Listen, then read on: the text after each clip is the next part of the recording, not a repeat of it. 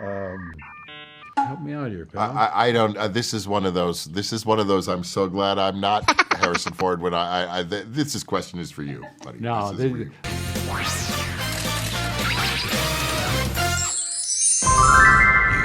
Have we met? My memory's a little fuzzy. Are you still a Nazi?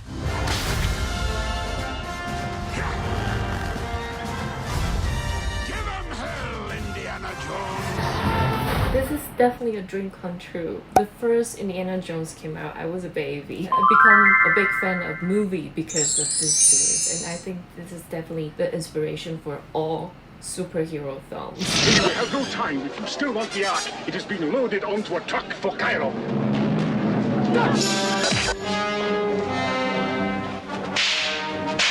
If adventure has a name, it must be Indiana Jones. Where's my father? In the belly of that steel beast. Dad! Junior!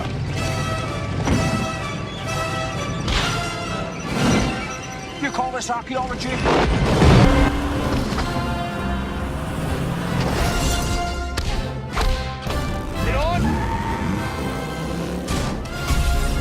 This is very emotional to me. Is it like a big moment to both of you?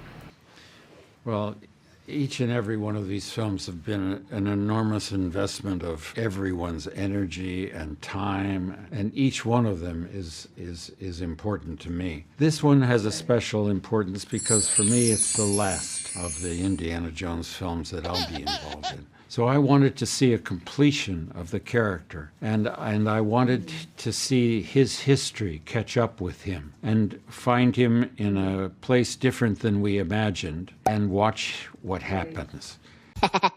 And when we bring in the new characters, this story that Jim co-wrote with the Butterworth brothers. And I'm very happy with the film. I think it's a wonderful entertainment. And I'm also very proud of how honestly emotional the film is as well, dealing with important feelings that we all face in one form or another in our life. So I'm very, very pleased to have had the chance to make this last chapter. Oh, but we don't want to see the last one. I mean, James, did you try to convince Harrison to do something else? I mean, to do more? I'll always be trying to convince him to do something else, but not another Indiana Jones movie. I understand completely where he's at. You know, the funny thing is for all of us, it's part of making a movie is knowing when the scene is over and not keeping going. You know, if somehow someone finds a story to tell for him in the future, I have nothing bad to say about it, but we did our best to kind of say, this is the grace note we think would be lovely to end on. And now, a final triumph. Indiana Jones is always famous for the action sequence. And this time, Harrison, you're already 80 years old. Did you ever hesitate to do any stunt? No, I had the example of Phoebe Waller-Bridge throwing herself into every physical event with abandon. What are you doing here? Rescuing you! Hang on! I mean, she was wonderful, and I don't think that she's ever done the kind of physical acting that she does in this film. Mm-hmm. I do what I think is appropriate for me to do. I think I got to do some really fun things for the audience to watch. Did you try the whip again?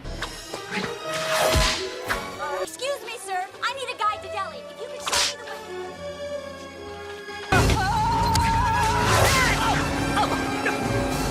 Did it bring back your memory to do the whip? There's a couple of instances of whip usage in the film, and yes, I had to bring out the whip again and retrain myself. Like shaking, your hands are shaking. You've just seen him do whip practice. The whip came back pretty easily too. I wasn't surprised. So this is you doing the whip again. It will bring back the memory for all the fans. Yes. Indiana Jones is always something about mythical elements. Did you, both of you, ever encountered anything like that? I mean, supernatural stuff in your real life? In my life, I've seen some strange things. Some things I can't explain. I've seen things I can't explain. But if you believe hard enough. But I've come to believe that it's not what you believe, it's how hard you believe it. And I've come to believe it's not so much what you believe, it's how hard you believe it. Is there an example? What things make you unbelievable? Help me out here, pal. I don't. This is one of those. I'm so glad I'm not Harrison Ford. When this question is for you, buddy. No, This is for you. I think what I'm saying is people believe things according to their utility, the utility of that idea to them. The character that Mads plays in the film has very different ideas than Indiana Jones has. People can disagree about things, but be able to talk to each other about them. When you believe something so strongly you don't even hear the other person, that's when you're in trouble. That's my example of explaining this. My best answer about the kind of miracles you're asking about would just be that nature itself astounds me. That I have never witnessed the skies open up and angels fly out. I've never seen a UFO. But nature itself, I don't mean just the Grand Canyon or Mount Everest. I mean the endlessness of space, the imagination that there are so many stars out there and each one is surrounded by planets, where does the end of that space occur? Life itself and the world's, more we learn about the world and the universe, the more it's awe-inspiring. What are its boundaries? What are its rules? I can't rule anything out. And lastly, can you say hi to the fancy Taiwan? Thank you. Oh. Thank you very much. Thank you so much. Thank you you so much. Thank you you. so much. Bye.